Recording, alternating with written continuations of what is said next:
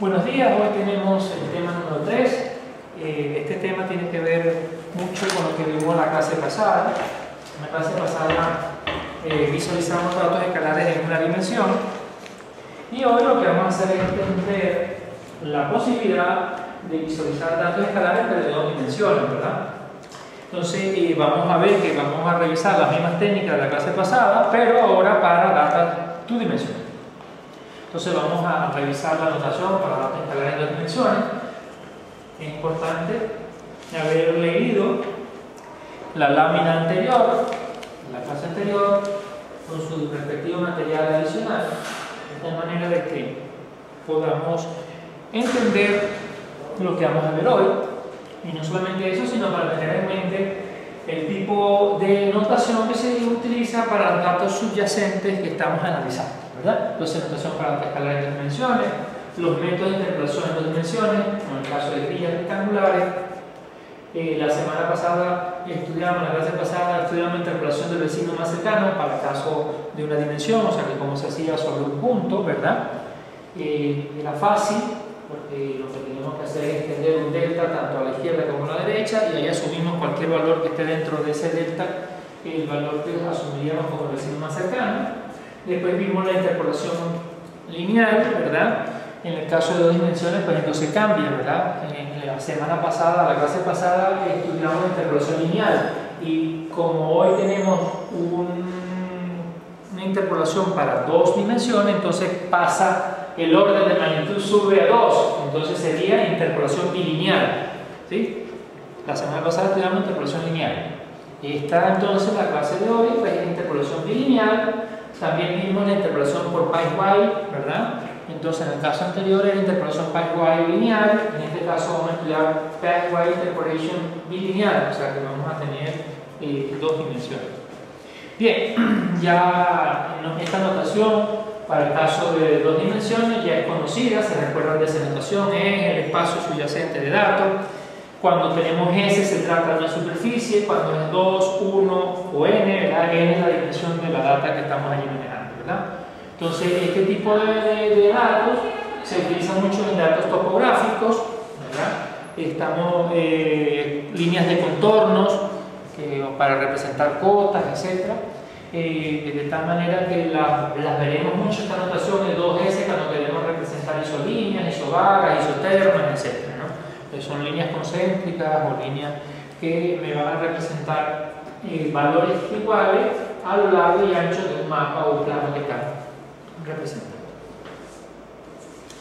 Entonces, la primera posibilidad, ¿verdad?, que es la interpolación en dos dimensiones, entonces utilizando una grilla rectangular. Recuerden de que en este caso estamos considerando las dos dimensiones, ¿verdad? Tenemos la base, pero fíjense que en este punto está f de 1, 0. Fíjense que en este caso sería un rectángulo unitario. ¿Qué significa un rectángulo unitario? Que la distancia que hay de este punto a este punto es 1, la distancia que hay de este punto a este punto es 1, la distancia que hay de este punto es 1. Cuando me refiero a 1, puede ser o 1 centímetro, o 1 milímetro, o 1 kilómetro, ¿verdad? O 1 hectómetro, lo que sea. Lo único que tenemos que hacer es que de aquí a aquí hay una unidad, y después usted le pone en la unidad que va a manejar, milímetros, micrómetros, etc., ¿verdad? Entonces es un rectángulo en el cual cada uno de sus lados mide una unidad, y la unidad después usted le va a decir, bueno, ¿cuánto vale esa unidad?, ¿verdad? Entonces tenemos esa grilla rectangular y este cuadradito que está aquí representa cada uno de estos cuadraditos. O sea, quiere decir que aquí estos cuadraditos son cuadraditos unitarios. Entonces tenemos una malla, pero esta malla la estamos viendo en el plano XY. O sea que tenemos valores de cuánto vale X y Y, pero no tenemos cuánto vale Z. Y la Z viene representada por la función F. En el plano unidimensional, ¿verdad?, que teníamos Y igual a mx más b, ¿verdad? Una recta, ¿cierto? En este caso es una función y esa función es la que vamos a tener en la capa tercera, ¿verdad? En la tridimensionalidad. O sea, quiere decir que cuando estamos trabajando con data de una grilla tridimensional, lo que tenemos es una grilla plana y en esa grilla plana lo que vamos a dividirla en pequeños rectángulos de unidad, de una unidad.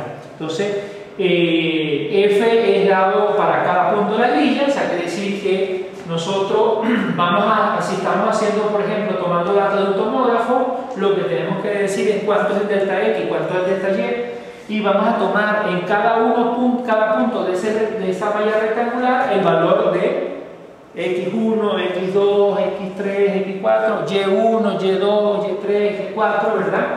Y aquí arriba, si nosotros pondríamos una perpendicular, aquí arriba estaría el valor de F. ¿Sí? O sea, quiere decir que eso es como si estuviéramos achatando una figura tridimensional, la estamos achatando en el eje Z, donde Z vale 0, entonces ¿qué sería la proyección sobre el plano XY? ¿Verdad? Que sería Y y X. Entonces estamos proyectando sobre ese plano XY. O sea, quiere decir que Z en ese caso vale 0, ¿verdad? Sin embargo, vale 0 en lo que representa la altura, pero sí hay valores en esos puntos. ¿Okay? Entonces tenemos F es dado en cada punto, o sea, quiere decir que yo conozco el F en cada uno de estos puntos y ya yo sé que la distancia entre este punto y este punto es una unidad. Y esa unidad puede ser cualquiera de las unidades que nosotros conocemos, ¿verdad? Entonces, a nosotros lo que nos van a dar son los valores de la función en cada uno de esos puntos y nosotros ahora debemos de interpolar cuánto vale F aquí, cuánto vale F aquí, cuánto vale F aquí, cuánto vale F aquí, para nosotros entonces tener la representación tridimensional de esa malla en el espacio 3D.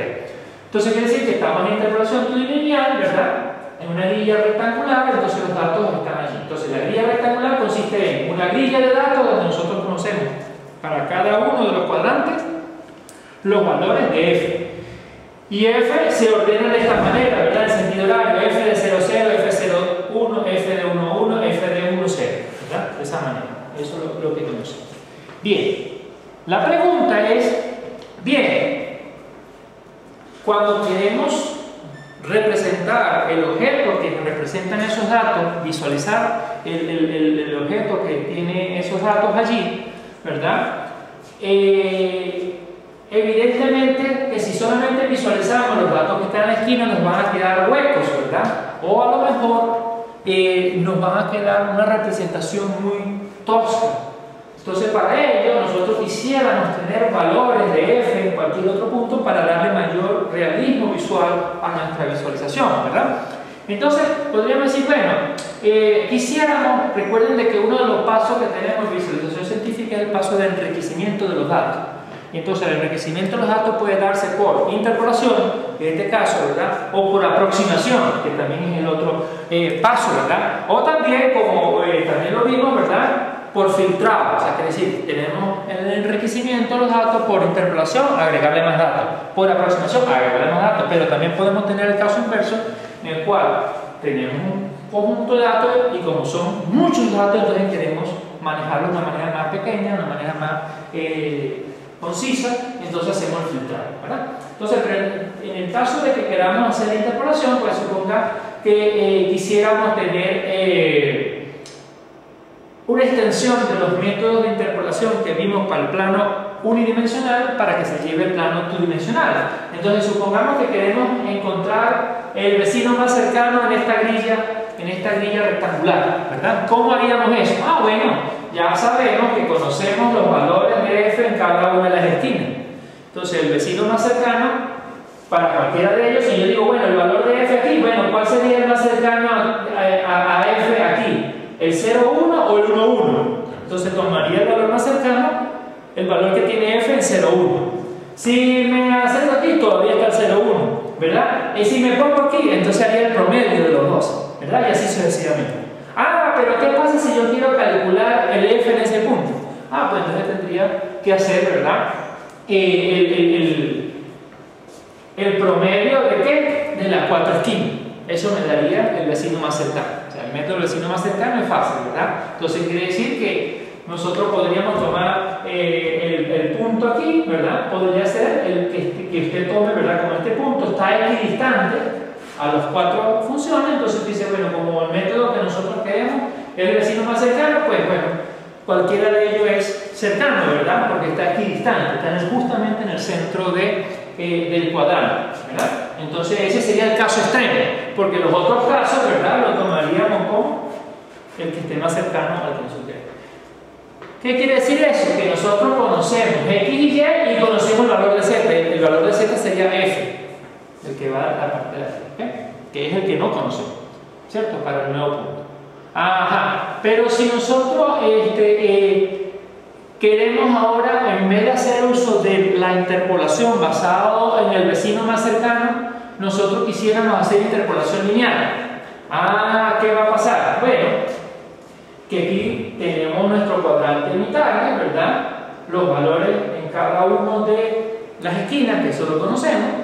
Y si quisiéramos conocer el valor de f en este punto, ¿cómo tendríamos que hacer? Bueno, como se trata de interpolación lineal, en el plano unidimensional es una línea, pero cuando estamos en el plano bidimensional serían dos líneas, por eso es entonces que se dice bidimensional. Entonces tenemos que hacer interpolación. Este punto se hallaría ¿con qué? Con la interpolación de esta línea con los valores de f que conocemos aquí, más la interpolación de esta línea con estas dos f, ¿verdad? Eso nos daría nuestra interpolación bilineal. Entonces eso es lo que dice allí, interpolación bilineal. Asumiendo que se tiene el cuadrado unitario, recuerden que eso es importante. Ah, bueno, ¿cómo es eso? Bueno, ¿cuál es la ecuación? Bueno, esta sería la ecuación de la interpolación bilineal. Ah, pero ¿cómo sale esa ecuación? Bueno, esto es una línea recta, ¿verdad? Esta es una línea recta, esta es una línea recta. Entonces la interpolación es conseguir, la incógnita es conseguir x y y en este punto, basado en la interpolación lineal independiente, ¿verdad? Entonces, fíjense cómo es la solución, cómo se tiene esta ecuación. Bueno, interpola en x, ¿verdad? Para x, ¿entre quién voy a interpolar? Para y de x. Este es el eje x, ¿verdad? De las axis. El eje y de la ordenada. Para encontrar el x aquí, ¿cómo sería? ¿Verdad? Interpola x entre f00 y f10, ¿verdad? Y después encontramos el x entre quién? Entre el f01 y el f10, ¿verdad? Para encontrar este x, ¿cierto? ¿Sí? Tenemos dos líneas paralelas y tendríamos que encontrar el x, ¿cierto? Después, para encontrar, ¿qué nos estaría faltando? Encontrar el y, ¿verdad? Y el y, ¿quién sería el y? ¿Verdad? Se interpola en y para obtener el y aquí y el y aquí, ¿cierto? ¿Sí? ¿Entre quién? Entre 0, 1 y entre 1, 1 y entre 0, 0 y 1, 0. ¿Okay? Para tener la ecuación. Y esa sería la ecuación que nosotros deberíamos colocar si nosotros queremos un valor de x y y cualquiera, ¿verdad? Lo que tenemos que darle conocidos los valores de f, tener, ¿verdad? El valor que nosotros tenemos, ¿verdad? Entonces quiere decir que los puntos dentro de los rectángulos, ¿verdad? ¿Cómo se obtienen? Se aplica en cada rectángulo de la grilla, aplicamos la interpolación bilineal, es rápido, ¿verdad? La continuidad de los valores no da continuidad dependiente. Recuerden de que en el caso anterior que también estudiamos, el caso de la interpolación lineal no daba continuidad dependiente porque lo vimos y justamente aquí está el ejercicio, ¿verdad? ¿Sí? Continuidad dependiente es que la pendiente siga, ¿cierto? Y nosotros podemos estar diciendo, no, el punto me dio aquí, ¿cierto? ¿Se recuerdan de eso que vimos en la clase pasada? Y de todas maneras ahorita vamos a ver un caso específico de continuidad. Los límites están acotados en los extremos de los datos porque está acotado en el cuadrante unitario, ¿verdad? Supóngase que ahora nos decimos interpolación two-dimensional en una grilla rectangular y nos dice, bueno, vamos a dibujar contornos. ¿Saben lo que son líneas de contorno, verdad? Que si estuviésemos haciendo las cotas de un terreno. Entonces, eso son líneas de contorno. O sea, ¿qué quiere decir? Que es como si tuviéramos la montaña y entonces aplastamos la montaña contra el plano XY y va a quedar el contorno allí, ¿verdad? Donde vamos a decir, las líneas de contorno lo que nos van a decir es las alturas que va teniendo cada una de ellas, ¿verdad? De tal manera de que nosotros pudiésemos representar en el espacio tridimensional nuestra montaña. Entonces, una técnica popular de datos escalares en 2D es la línea de contorno. Ah, de contorno 0. ¿Qué significa contorno 0? Que f vale 0 para la z, ¿verdad? ¿Cierto? Entonces,